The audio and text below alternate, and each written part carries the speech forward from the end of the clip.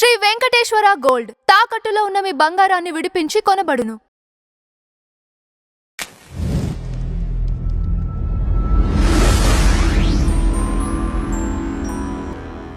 నమస్తే అమ్మ.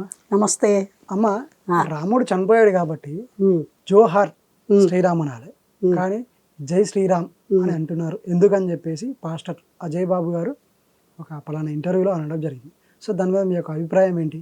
ఇక్కడ ముఖ్యంగా తెలుసుకోవాల్సినటువంటి అంశము ఒకటి ఉంది. తెలియని వాళ్ళకి చెప్తున్నాను, ఇది తెలిసిన వాళ్ళు ఎలాగా అర్థం చేసుకుంటారు. ఏమండి, శ్రీరామచంద్రమూర్తి త్రేతాయుగంలో శ్రీమన్నారాయణుడే నరుడిగా పుట్టడం జరిగింది, అవతరించడం. ఏమండి, అలా మానవుడిగా పుట్టి మానవులు ఏ విధంగా జీవించాలి అనేటువంటి ఆదర్శాన్ని మానవ జాతి మొత్తానికి అందించడం కోసము సాక్షాత్తు ఆ శ్రీమన్నారాయణుడు, శ్రీ మహావిష్ణువే, ఆ నారాయణుడే నరుడిగా జన్మ తీసుకోవడం జరిగింది. అటువంటప్పుడు అవతార పురుషుడైనటువంటి ఆ శ్రీరామచంద్రమూర్తికి అసలు జనన మరణాలు అనేవి ఉండవు.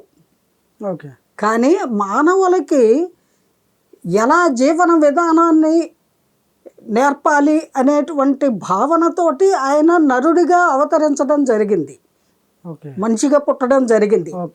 అందరికీ అర్థమయ్యేలాగా చెప్తున్నా. అంచేత ఆయన సాక్షాత్తు భగవత్ స్వరూపుడు, భగవంతుడే. ఆయనలో ఉన్న ప్రతి క్వాలిటీ కూడా దైవత్వం మనకు తెలియపరిచేటువంటి అంశాలే. అందువల్ల దైవానికి జనన మరణాలు ఉండవు. అందువల్ల జయ జయధ్వానాలే చెప్పాలి. భగవంతుడికి రకరకాలుగా మనము స్తుతించవచ్చు, ప్రార్థించవచ్చు, సేవించవచ్చు, కొలుచుకోవచ్చు. దాన్ని ప్రశ్నించే హక్కు ఎవరికీ లేదు. జోహార్ అనేటువంటిది జనరల్గా ఏ సందర్భంలో వాడతారు అంటే, మానవులు ఎవరైనా వీరత్వం కలిగి ఉన్న వీరులు, అమరులైనప్పుడు జోహార్ జోహార్ అంటారు. ఈయన వీరుడు, సూర్యుడు, వీరాది వీరుడు. అంతేకాదు సాక్షాత్తు ముందు తరాల మానవాళికి జీవితంలో ఒక కొడుకు ఎలా ఉండాలి, ఒక భర్త ఎలా ఉండాలి, ఒక అన్నగారు ఎలా ఉండాలి, ఒక శిష్యుడు ఎలా ఉండాలి, ఒక గురువు ఎలా ఉండాలి, ఒక దైవం ఎలా ఉండాలి, ఒక తండ్రికి కొడుకుగా ఎలా ఉండాలి, ఒక తల్లికి బిడ్డగా ఎలా ఉండాలి, ఇవన్నీ కూడా మనకు నేర్పించినటువంటి శ్రీమన్నారాయణుడి యొక్క అవతారమే శ్రీరామచంద్రమూర్తి.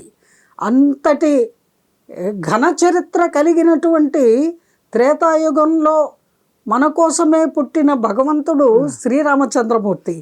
అటువంటి రాముల వారిని మనము భక్తి తోటి, మన శక్తి కొలది, మన ఇష్టం కొలది మనము జై జై ధ్వనాలతోటి మనం ప్రస్తుతించి, స్తుతించి, ప్రార్థించి ఆనందించడము మన జన్మ హక్కు. దాన్ని క్రిటిసైజ్ చేసి విమర్శించవలసినటువంటి అగత్యము ఏ ఇతర మతస్థులకి లేదు, ఉండదు. దయచేసి గమనించవలసిందిగా ప్రార్థన. ఏమండి, ఇంకా శ్రీరామచంద్రుడు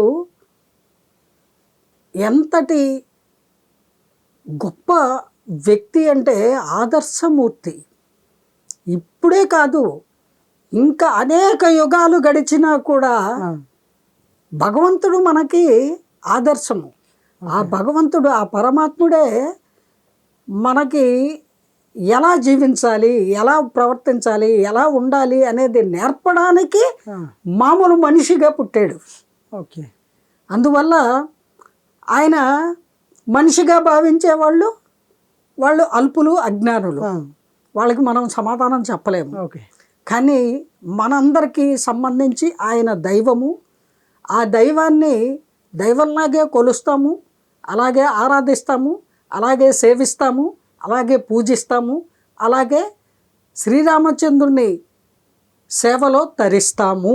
ఇది ఎంత మాత్రము తప్పు కాదు. జోహారు అని కూడా అనవచ్చు, ఎలా కావాలంటే అలా అనుకోవచ్చు. ఓకే ఎందుకంటే ఆయన వీరుడు, సూర్యుడు, okay as a king, okay రాజుగా శ్రీరామచంద్రమూర్తి ఆయన వీరుడు. ఓకే అందువల్ల ఆయనకి మనము ఎలాగైనా సేవించుకోవచ్చు. అందువల్ల భగవంతుడిలా చూడగలగడం అనేటువంటిది కూడా ఒక యోగ్యత ఉన్న వాళ్ళకే సాధ్యము. ఓకే అది అటువంటి యోగ్యత లేని అయోగ్యులు, అల్పులు రకరకాలుగా విమర్శిస్తారు. ఆ విమర్శలకి మనము విచారించక్కర్లేదు, విశ్లేషించక్కర్లేదు. ఒకసారి చెప్పాను కాబట్టి అర్థం చేసుకుంటే సంతోషం, అవును. అర్థం చేసుకోకపోతే వాళ్ళ యొక్క ప్రారంధ కర్మకి విడిచిపెట్టేయడమే. జై గురుదేవా.